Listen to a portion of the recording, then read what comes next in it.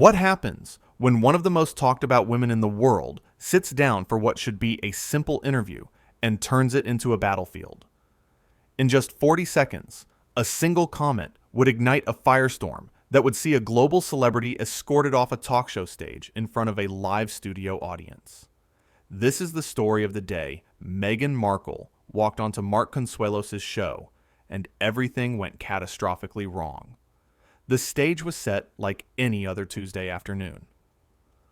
Mark Consuelos, the beloved television host known for his warm demeanor and genuine conversations, sat in his chair with his trademark smile. The studio audience buzzed with anticipation.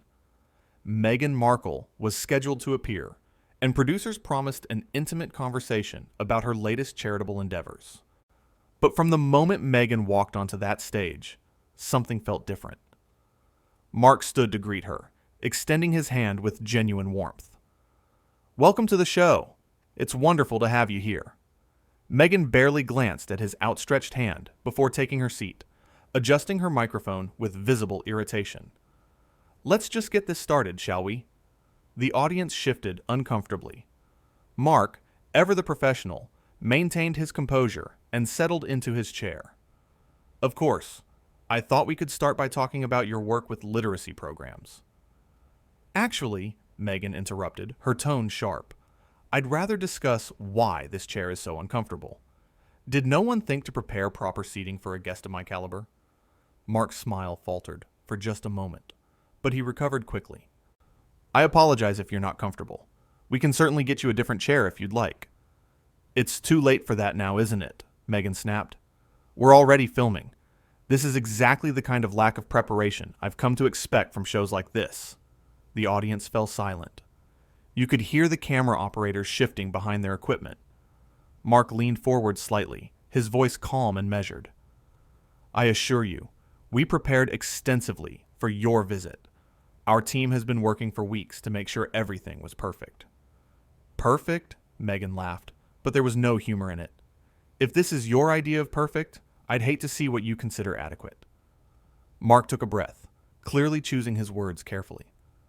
"Why don't we refocus on the reason you're here? Your literacy initiative has helped thousands of children.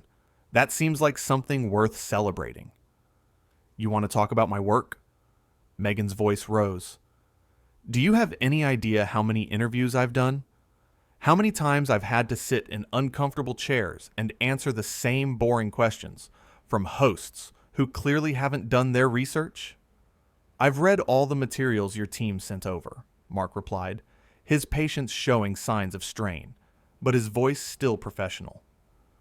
"I've prepared thoughtful questions about your foundation, your goals, and the impact you're trying to make." Meghan waved her hand dismissively. "Materials. Questions. Do you think I came here to be interrogated? I came here as a favor because my publicist insisted this would be good exposure." The audience gasped audibly. Mark's jaw tightened, but he maintained his composure. "I appreciate you taking the time to be here. Perhaps we should take a quick break and regroup." "A break?" Meghan's voice dripped with condescension. "We've barely started. What kind of host are you that you need a break 5 minutes into an interview?" Mark sat up straighter, his voice firm but still respectful. "The kind of host who wants to have a productive conversation, but that requires both parties to engage in good faith." "Good faith?" Meghan scoffed. "You want to lecture me about good faith? Do you know who I am? Do you know what I've been through? I don't need some daytime television host telling me about good faith." "I'm not trying to lecture you," Mark said, his voice steady despite the mounting tension. "I'm trying to have a conversation. That's what we do on this show. We talk to interesting people about interesting things." Meghan leaned back in her chair, crossing her arms. "Interesting. Is that what you think this is? Because from where I'm sitting, this is amateur hour." The audience murmured. Several people looked around, uncertain whether this was part of some planned segment or genuinely spiraling out of control. Mark glanced briefly at his producer off stage, then back to Meghan. "I've been doing this show for years. We've had presidents, actors, musicians, authors, activists, everyone who sits in that chair gets the same respect and the same opportunity to share their story. Don't compare me to your other guests, Meghan shot back. I'm not one of your celebrity flavor of the week interviews. My platform, my influence, it's on a completely different level. Mark's expression hardened. Every guest on this show matters. Every story deserves to be heard. That includes yours, which is why I invited you here. You invited me? Meghan laughed again, that same hollow sound. My team agreed to fit you into my schedule. There's a difference. Then why are you here? Mark asked, his patience clearly wearing thin. If this is beneath you, if I'm beneath you, why did you agree to come? Meghan's eyes flashed. Excuse me? Are you seriously asking me that? I'm asking because I'm genuinely confused, Mark replied. You've been hostile since you walked out here. You've insulted the show, the preparation, the furniture, and me personally. So, yes, I'm asking why you're here if you hold everything in such contempt. I don't have to explain myself to you, Meghan snapped. You should feel grateful that someone of my stature even considered appearing on your little afternoon program. The audience was completely silent now. Every eye was locked on the stage. Mark took a slow breath, his hands folded calmly in his lap. I am grateful when any guest takes time out of their day to be here, but gratitude doesn't mean accepting disrespect. Not for me, not for my team, and not for this audience who came here excited to hear what you have to say. Oh, please, Meghan rolled her eyes. Don't pretend this is about the audience. This is about your ego. You can't handle that I'm not fawning over you like everyone else probably does. Mark's voice dropped lower, more serious. This has nothing to do with my ego. This has to do with basic human decency. Something you seem to have forgotten. How dare you? Meghan stood up abruptly, her microphone screeching with feedback. How dare you speak to me that way? Do you know what I could do to your career with one phone call? Mark remained seated, looking up at her with an expression that mixed disappointment and resolve. Is that a threat? It's a fact, Meghan hissed. I have connections you couldn't dream of. I could make sure you never work in this industry again. The audience gasped again, louder this time. Mark stood slowly, drawing himself to his full height. I've built my career on honesty and respect.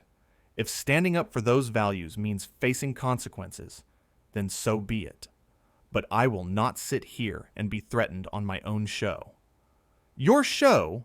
Meghan's voice reached a new pitch. This pathetic little show? You think this matters? You think you matter? I think treating people with respect matters, Mark said quietly, but his voice carried across the entire studio. I think remembering where you come from matters. I think gratitude and humility matter. Meghan's face flushed red. Don't you dare talk to me about humility. You have no idea what I've sacrificed, what I've endured. You're right, Mark nodded. I don't know your full story. No one does, except you. But that doesn't give you the right to treat other people like they're beneath you. I never said anyone was beneath me, Meghan protested, though her tone suggested otherwise. You didn't have to say it, Mark replied. Your actions made it clear from the moment you walked out here. Meghan grabbed her microphone and ripped it off, the pack clattering to the floor. I don't need this. I don't need you. And I certainly don't need this audience of nobodies watching me like I'm some circus act. The audience erupted in shocked whispers. Mark's expression shifted from disappointment to something closer to sadness. Those nobodies, as you call them, are real people. They have jobs and families and dreams, just like you do. They came here hoping to be inspired by you. Inspired? Meghan laughed bitterly. They came here to gawk, to judge, to tear me down like everyone always does. No one here is trying to tear you down, Mark said gently. But you're doing a pretty good job of that yourself. Meghan's eyes blazed. That's it. I'm done. This interview is over. You can't just end the interview, Mark said. We have a commitment. Watch me. Meghan turned toward the exit. Mark's voice followed her. Walking away doesn't solve anything. It just proves that you can't handle a real conversation. Meghan spun back around. A real conversation? You call this ambush a real conversation? What ambush? Mark's voice rose slightly for the first time. I asked you about your literacy program. That's literally why you're here. Everything that happened after that was your choice. My choice? Meghan's voice shook with anger. You created this hostile environment. I created a space for dialogue, Mark countered. You brought the hostility. Meghan pointed a finger at him. You're twisting everything. This is exactly what the media always does. Twist words, create narratives, make me look like the villain. I'm not the media, Mark said firmly. I'm a talk show host trying to have a conversation with a guest who refuses to engage in good faith. The same thing you accused me of not doing earlier.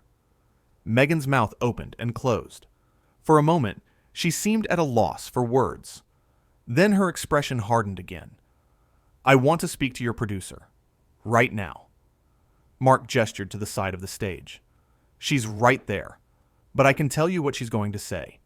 We had an agreement. You committed to a 30-minute interview. We're 15 minutes in. Agreements can be broken, Meghan said coldly. They can, Mark agreed. But it says something about your character when you break them because things didn't go exactly the way you wanted. My character? Meghan's voice reached a crescendo. You know nothing about my character.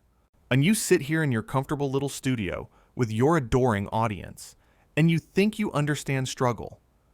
You think you understand pressure? I never claimed to understand your specific struggles, Mark replied. But I do understand that struggle doesn't justify cruelty. Pain doesn't justify inflicting pain on others.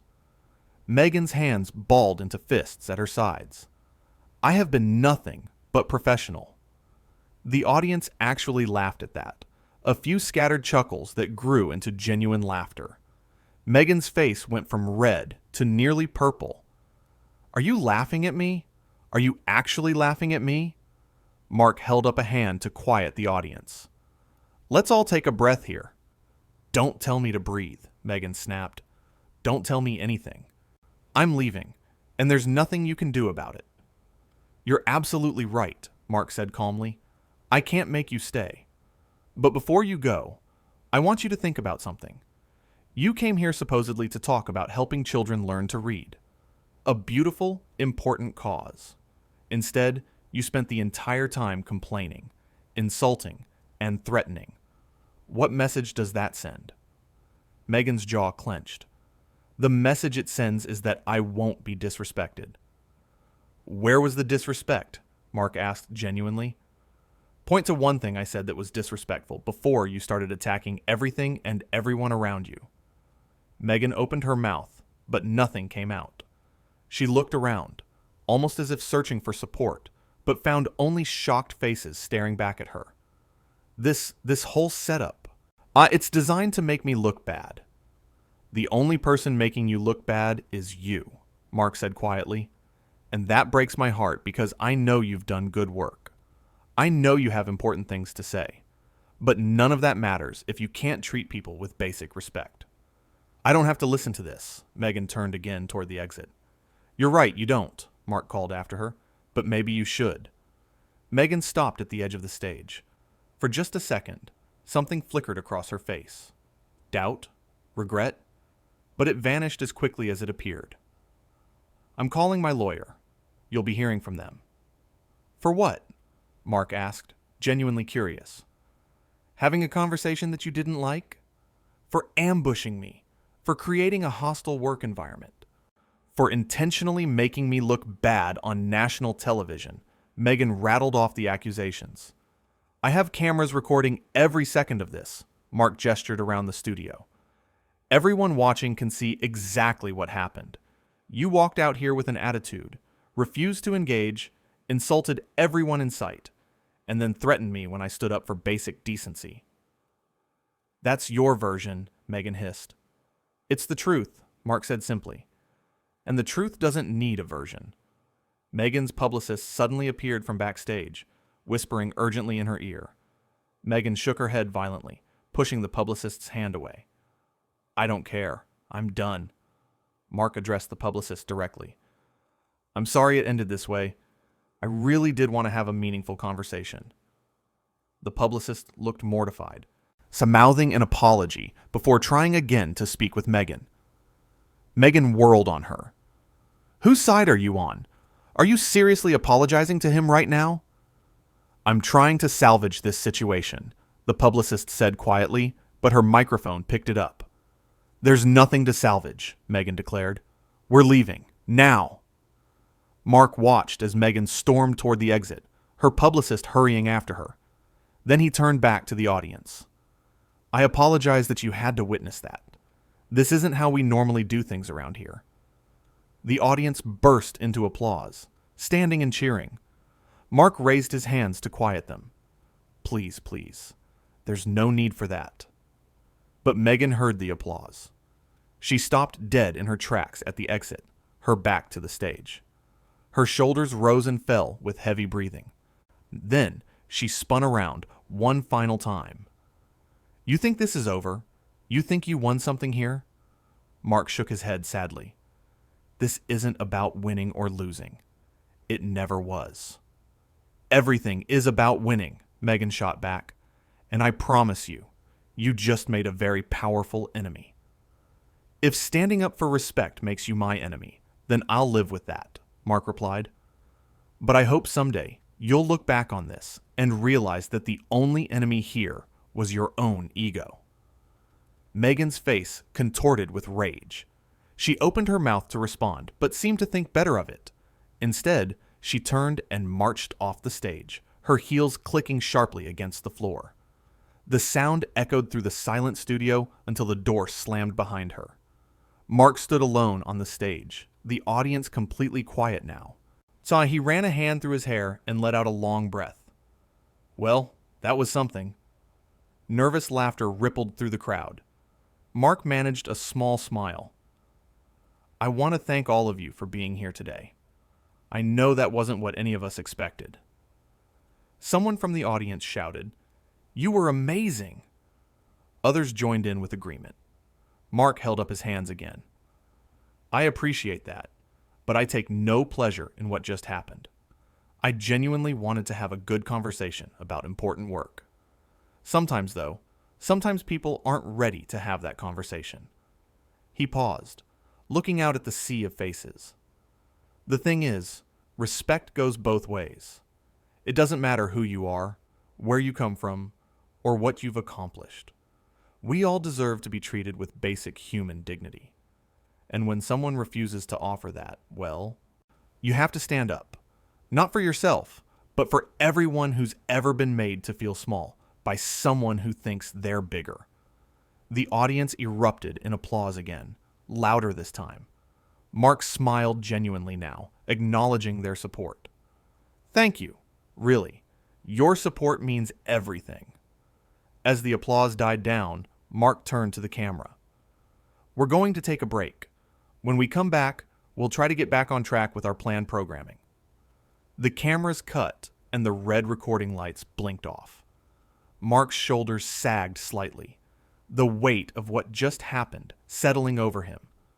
His producer rushed out onto the stage, concern written across her face. They spoke in hushed tones, reviewing what had transpired. The audience remained in their seats, buzzing with excited conversation. People pulled out their phones, and texting and posting about what they'd just witnessed. Within minutes, the confrontation was spreading across social media. But none of that mattered in that moment. What mattered was that a host had stood his ground. A host had refused to be bullied or intimidated. A host had chosen integrity over celebrity, respect over ratings, and truth over convenience. In just 40 seconds, a single dismissive comment about an uncomfortable chair had sparked a chain reaction that revealed the true character of two people. One who believed their status entitled them to treat others poorly, and one who understood that true character isn't shown in how you treat those above you, but but in how you treat everyone around you. The studio door never opened again. Meghan Markle was gone, leaving behind only the echo of her anger and the memory of a meltdown that would be replayed and analyzed for days to come. Mark Consuelos remained on that stage, quiet and contemplative, knowing that sometimes the hardest part of his job wasn't asking tough questions, but maintaining grace in the face of inexplicable hostility.